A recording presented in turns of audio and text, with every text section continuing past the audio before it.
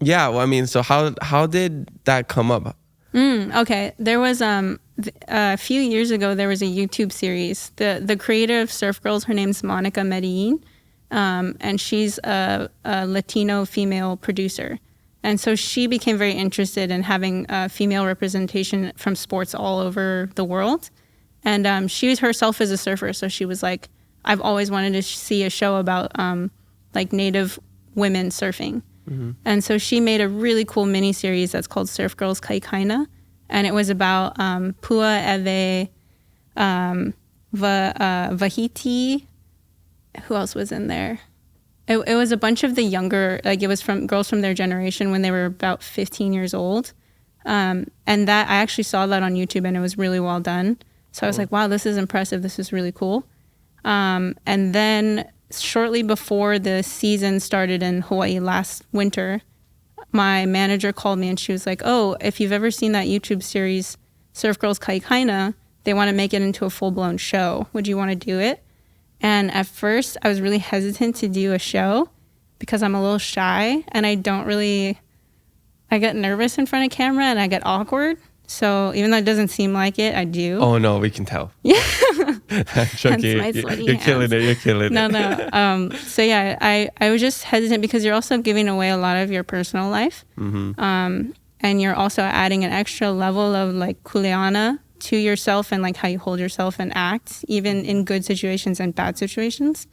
And so it can be a lot of pressure. For sure. So I wasn't quite sure, but then when I talked to Monica on the phone and knowing how that other series came out on YouTube, I was like, this actually seems like a really cool platform to be able to talk about, like, to make surfing, to bring back the Hawaiian culture into surfing. Mm-hmm. Not that it was ever lost, but just because the surf industry has evolved so far away from it. And so, and I also knew like Pua was going to do it, Moana was going to do it, Eve was going to do it. So I was like, okay, these are like really cool people. It would be really awesome to work on this. So I joined like pretty late, I think. And I think,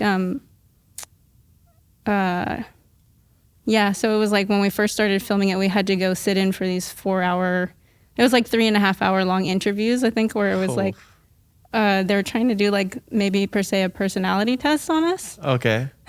So they could, and then I was a little worried because I was like, oh no, are they going to start drama? Like, but no, it was more so, I think, just so the camera crew could get to know us, so that when they were shooting, they could register like, oh, now's a good time. Maybe now's not a good time. Mm-hmm. And everybody who worked on the show, both through production and like people in front of the camera, were there with very good intentions. And I think everybody knew like the kuleana that we had in the show to put Hawaiian culture on the platform. And so I think everybody really gave like 130% for the show. And even though there was very little budget, very little time to do the episodes, like everybody really went as hard as possible so that they could come out with how it came out. We had a bunch of extra days filming where we were working like in the local i'a, like the lo'i, training in makaha, shooting, where I wish I could have showed more of that. But I couldn't see with like the time slot they had, they kind of just stuck to the competition. Mm-hmm. But I think they're going to do a season 2. Oh, spoiler alert. Spoiler. That's going to be filmed this winter. So hopefully they have more resources to show more. Yeah. Well, I know it was trending on Prime Video. Yeah. It was like in the top 5. Yeah, maybe? it was like I think it was in the top 5 for like a week and a half. And then it was in top 3 or something. Yeah. And then it was like in top 10 for a while. Yeah. So like. That's pretty cool. Yeah, it was pretty cool. It was kind of weird to suddenly go places and then have people know uncomfortably much about your life. They're just random people like, oh yeah, how's your knee? Yeah, no, seriously, they were like, oh my gosh, how's your knee? It was cool. Like it's cool to connect with people that you don't know, or to have someone feel like they identify with something about you, or like to see you overcome something and so they can overcome that too. Sure. It was just a little weird for me. Yeah. And I'm sure like Pua and Moana and Eve would say the same. Yeah, I mean, totally new territory, right? Because you all have a following on social media. But being recognized on social media versus being known for something in real life, or that surfing or like a TV show, which is like way bigger. Like people come up to you and they recognize you and they talk stories and they ask you questions, and they, like you said, a lot of your privacy was, I guess, ripped away. So people know about you. So it's like this person's like, hey Maluhia, how's it going? And you're like, do I know you? Nah, I'm always friendly to people. No, that's what people do. So for example, like, people come up to me and they'll just be like, hey Kinimaka. Yeah.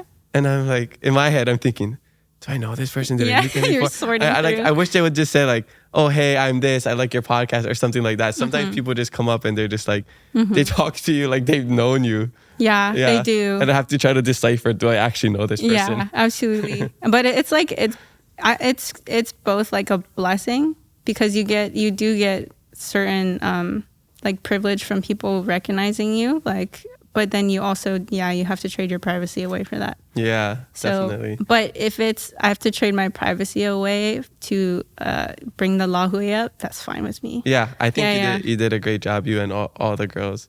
It made me very proud to be Hawaiian. Oh, thank you. And I'm not a female surfer, but it made me proud. And I'm sure the young girls coming up, guarantee they were inspired.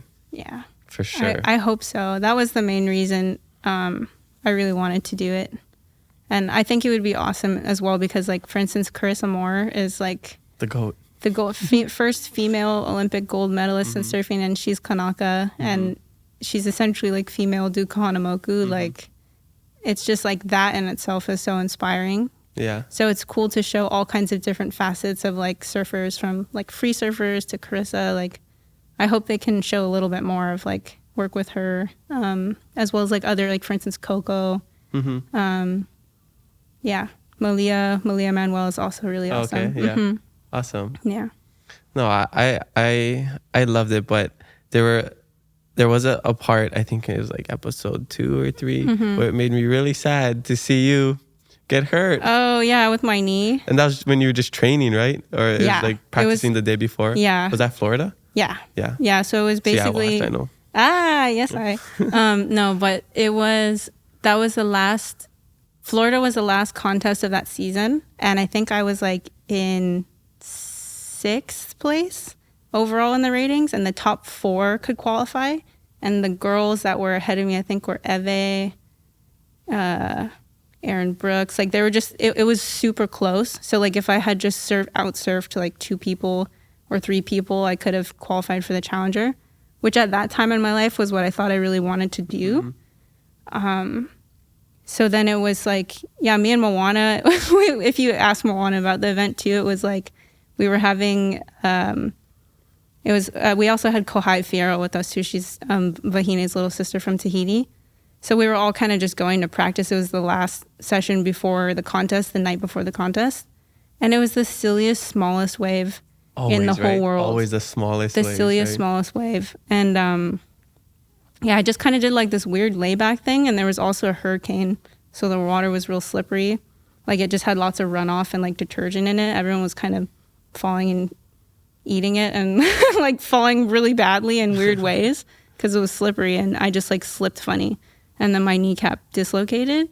But then it actually tore pretty badly my MPFL, which is a little ligament that keeps your kneecap in place. Crazy.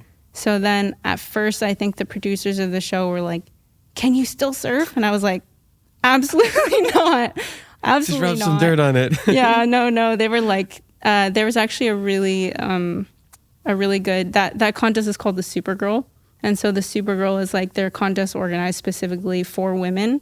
And so they usually have a really good support system where it's like you can go to, if you need a medical doctor, if you need an athletic trainer, you have full access. So they actually had really good like first aid and like athletic training available, but my knee was like totally blown. Yeah. Yeah. And then I remember you saying that you're thinking if you need to get surgery or not. Yeah. So I got to go, shucks, I'm now blanking on the name of the hospital. But anyway, so they said definitely, I don't know if this happens to a lot of Native Hawaiian women, because I also have a few friends that have the same thing. But essentially, like just the way that if you have wide hips and like narrow knees, it pulls your, like it's, I don't know. I don't really want to explain the full anatomical thing of it because I don't know it per se, but essentially there's a ligament that should attach here and attach here. And for some reason, just the way I was born, this ligament is angled like this. So essentially to fix the problem for good, I would have to, they would go in, unbolt it and bolt it back here. Like they would detach it and then rebolt it, which takes about a year to heal. So that surgery is kind of like, if I'm going to do it, I'm going to kind of end my career. So it was kind of hard to hear. So my other option was to do like really intense physical therapy, which I did for a while. And then the goal was like, okay, if I didn't make the challengers, I can still surf at Pipeline for the Vans Pipe Masters. And so I did really, really intense PT for like 6 weeks, trying to get to the level. And then when I tried to surf the first time, like a week before the contest, it just like was so sketchy. I was like, I'm not going to go paddle out to Ehukai when it could be like 10 feet. Yeah. And I remember you gave up your spot, right? Yeah. And then I gave up my spot to Brianna, so I was actually really stoked. Yeah, that's a cool moment. Yeah. Because when you know it's going to go to your friend, like, it just makes it that much better. Definitely.